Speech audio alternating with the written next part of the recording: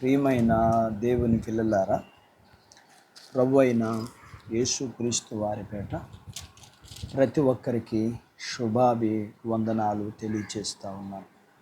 ఈ ఉదయకాలం దేవుని వాక్యాన్ని చదువుకుందాం. యెషయా గ్రంథం 49వ అధ్యాయం 15వ వచనాన్ని చదువుతున్నాను. స్త్రీ తన గర్భమును పుట్టిన బిడ్డను కరుణింపకుండా తన చంటి పిల్లను మరుచునా, వారైనా మరుచుదురు కానీ నేను నిన్ను మరవను. దేవుడు తన మాటలు నీ కొరకు దీవించునుగాక. ఆమేన్. ప్రియమైన దేవుని పిల్లలారా, మనుషులు తోటి మనుషులను మర్చిపోవచ్చు, అయితే దేవుడు మాత్రం మరిచిపోయేవాడు కాదు.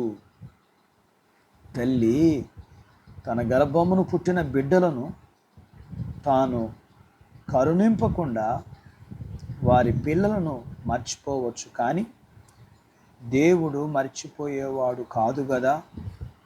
ఈ లోకంలో శ్రమ పడేవారిని చూచి మనుషులు ద్వేషిస్తారు.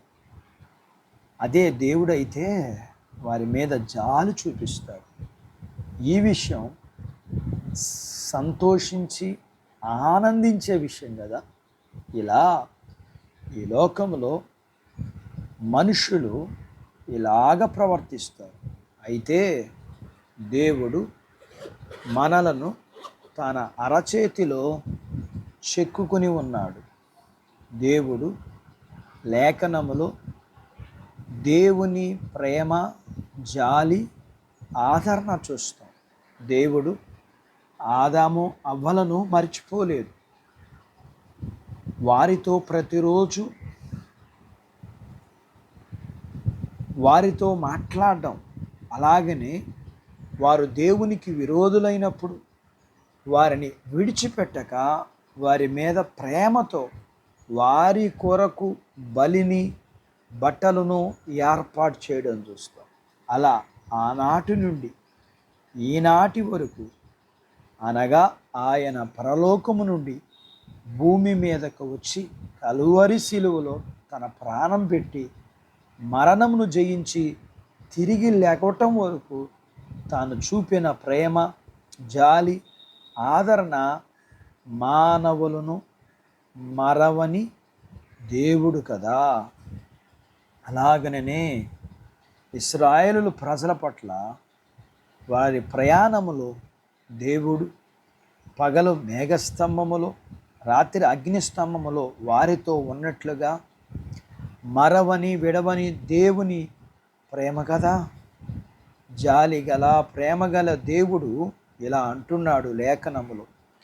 హెబ్రీయులకు రాసిన పత్రిక 13వ అధ్యాయం 5వ వచనములో, ధనాపేక్ష లేని వారు మీకు కలిగిన వాటితో తృప్తి పొంది ఉండుడి, నేను ఏమాత్రము విడువను, నిన్ను ఎడబాయనని ఆయన చెబుతున్నాడు.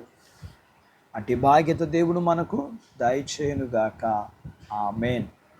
దేవుడు తన మాటలు మన కొరకు దీవించునుగాక. ఆమేన్. ప్రార్థించుకుందాం.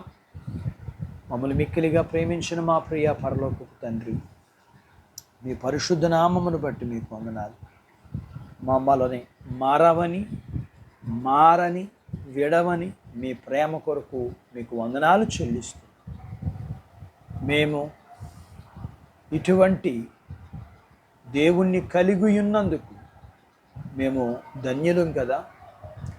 మేము మీ మాట ప్రకారం మాకు కలిగిన వాటితో తృప్తి పొంది ఉండి మిమ్మును, మీ ప్రత్యక్షతను, మీ ప్రేమను చూడగలిగిన వారిగా ఉండగలిగే బాధ్యత మీ పిల్లలకి మీరు దయచేయమని వాక్యమైన మీ బిడ్డలను మీరు జ్ఞాపకం చేసుకుని వారిని, వారి కుటుంబాన్ని, వారికి కలిగినంతటిని, చిన్న బిడ్డలను, యవనస్తులను, వృద్ధులను, స్త్రీ పురుషులను, చదువులు, ఆరోగ్యాలు, ఉద్యోగాలు, వివాహాల్లో సహాయం చేయండి. గర్భం లేని వారికి గర్భం ఇమ్మని, గర్భం కలిగిన వారికి సుఖప్రసూతి, ప్రసూతైన తల్లి పిల్లలకు ఆరోగ్యం ఇమ్మని, వారు చేసుకుంటున్న జీవనాధిపతుల్ని ఉద్యోగాలు, వ్యాపారాలు, పొలాల్ని, పశువుల్ని మీరు దీవించు. ఎండల నుంచి భద్రత ఇమ్మని, వర్షాలను ఇమ్మని, మీ బిడ్డల్ని వారికి కలిగినంతటిని దీవించమని యేసు ప్రభువారి పేరట ఈ ప్రార్థన మీకు చేస్తున్నాను తండ్రి.